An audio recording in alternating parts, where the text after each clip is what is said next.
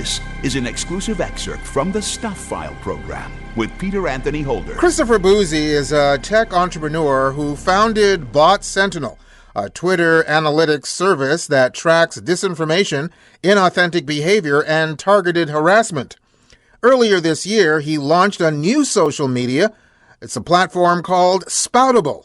Christopher joins us via Zoom from New Jersey to talk about it. Hi, Christopher. How are you? Thanks for having me here. Just tickety-boo. Thanks very much for being on the program with us. Full disclosure, I'm on several social media outlets, platforms, and I think Spoutible is one of the best. So I just want to put that out there right now. Now, as I said, you founded Bot Sentinel, which was a Twitter analytics service, and you did that in, I believe, 2018. So it wasn't long ago that you were part of Twitter. I just want to get your thoughts as to how Twitter has changed since you were there. Well, yeah, the reason why I launched Bot Sentinel, it came out of the whole, mis and disinformation during the election cycle here in the United States, the 2016 election cycle. And, I realized that there wasn't really anything that was publicly available at the time that was easy to use for the average individual to be able to understand what was happening on Twitter in terms of mis and disinformation. But as time went on, the platform evolved, and we also started monitoring targeted harassments and all that stuff, all the toxic stuff that's happening on Twitter. This must have been approximately October-ish of 2022. There was the whole thing with Elon purchasing Twitter, a lot of fear, swirling around what's going to happen to the platform, because, he was, even at that time, saying a lot of things that didn't really make a lot of sense in terms of guardrails with harassment, disinformation, and all that stuff. So I decided that we may try to do something about this. And there was a whole bunch of users who are like, hey, you should, start a platform because you already have experience in this. So, me being on Twitter and spending a hell of a lot of time on Twitter, not just for personal stuff, but also work-related stuff, it was quite jarring to see how quickly it was starting to devolve, even before deciding, okay, hey, yeah, you know what, we're going to move forward with launching this platform. I was on there and I would tweet something out, I would, instantly get attacked. And just for your listeners to know, like, because of the work that I do, I was always a target for trolls to begin with. I had a Twitter feed that just had a lot of nastiness because, once again, because of the work. But it got increasingly worse, or I should say significantly worse, once Elon took over. And I realized, well, if this is happening to me, what's happening to the other people of color out there, women of color, or just women in general? And and that's how the whole idea of Spoutible came about, was to, provide a platform for folks to quite frankly, to be safe, to, and not have to deal with that. One of the other things that I've noticed with the platform is that although there's a similarity to Twitter, I get the feeling that having been at Twitter for a while, you had a sense of, well, I know what we can do, but I think we can do it better. And maybe there are some things that Twitter doesn't do that it should adopt. And you've just done that with Spoutible. And that, okay, so there were a couple of missions and goals with Spoutible. And the first one, I kind of already talked about that, is providing a safe environment for folks, where we are eliminating, or trying to mitigate, at least, I shouldn't say, because you can't mitigate, mis and disinformation and the harassment and stuff that we unfortunately see on other platforms. But then the other part of this was to do it better. I've been frustrated for a very long time with Twitter and its functionality and lack of certain features. And I could just never wrap my head around why it takes them so long to get things done. And why a lot of the stuff that, to me, when I was using this, using the platform, was a no-brainer, that they were not, for whatever reason, not trying to do on their platform.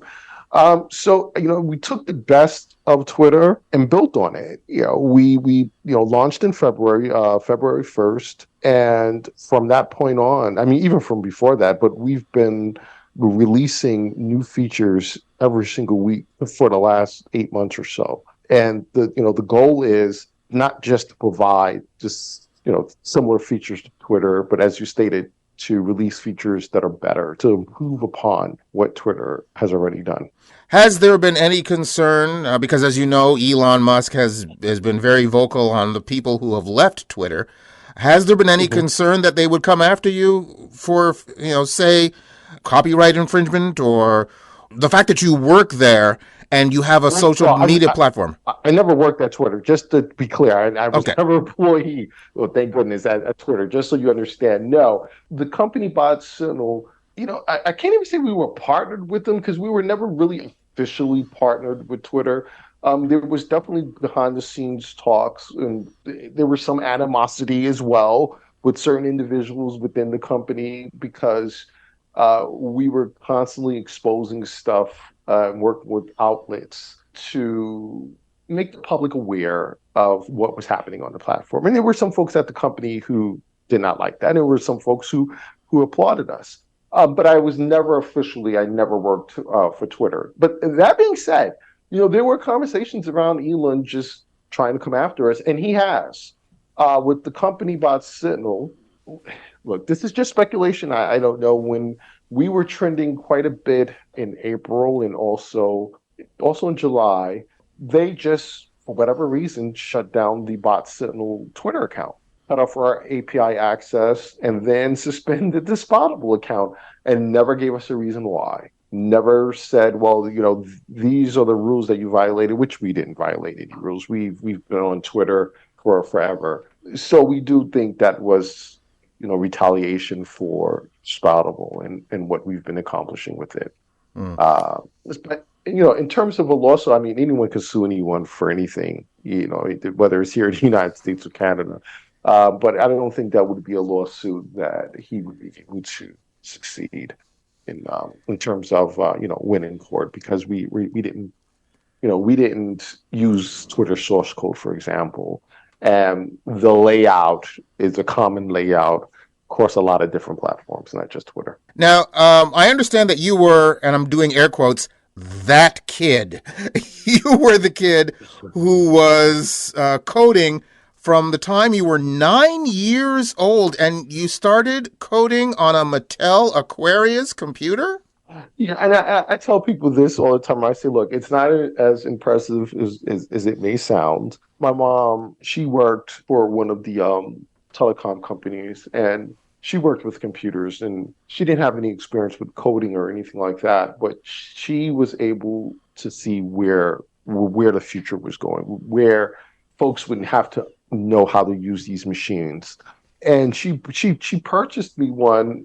It was really more of like a toy than anything else than a serious computer. But she felt like if she can get me started then, by the time I was older, I would have some knowledge that would help me in the future. And she was right. But it wasn't just that. We lived in a bad neighborhood in Brooklyn, and she wanted to keep me occupied. She knew that by keeping me occupied with different things, different hobbies, and stuff like that, that would keep me out of trouble. And once again, she was right. But the Mattel Aquarius was just a dumbed down computer. I mean, like it was essentially a toy.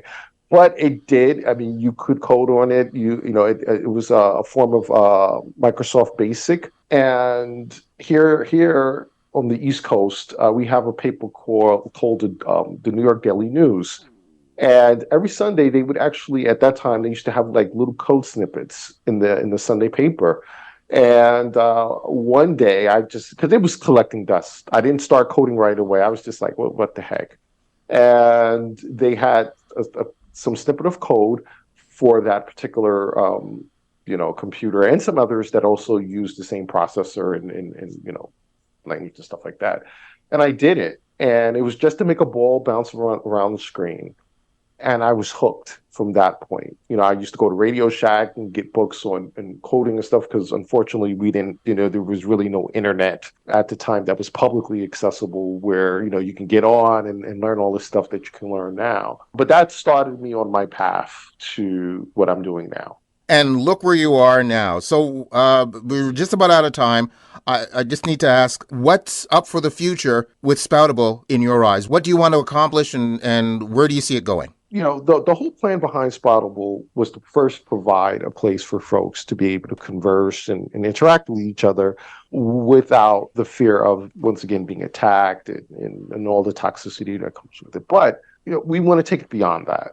We feel that we've accomplished the mission of providing that safe space. And we also believe as we scale, we can continue to do so. But it's also about taking, the micro blogging experience and expanding on it. Because Twitter was also struggling, even way before Elon, to innovate, to actually make the microblogging experience, something that's not only profitable and monetizable, but to be able to scale it in a way where you're not just kind of hitting that wall. I can't remember what number it was now because it's been a bit, but they were never able to reach 1 billion users because at some point they kind of just plateaued. So we want to go beyond that. We want to find out, okay, what is it that we can offer our users to make this experience better?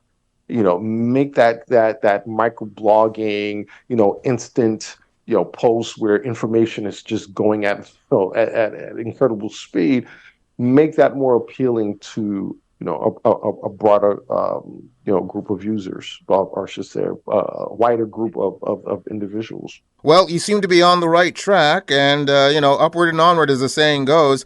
Congratulations on what you've done so far. I'm curious to see what's going to happen in the future. Christopher, thank you very, very much for taking the time to be on the program with us. Thank you. No, thank you for inviting me and giving me a few minutes to to talk about this. I appreciate it. Christopher Bouzy, the man behind a really great social media platform called Spoutible. You can go to my website at thestuffile.com, check out the show number for this program, which is show number 0739, and you'll find the link to Spoutible and also the link to my Spoutible account. Join us and follow. You've just heard an exclusive excerpt from the Stuff File program with Peter Anthony Holder. To hear any or all of the full hour-long shows, visit thestuffile.com. Stuff is spelled S-T-U-P-H. That's thestuffile.com. A presentation of Flying Fish Communications.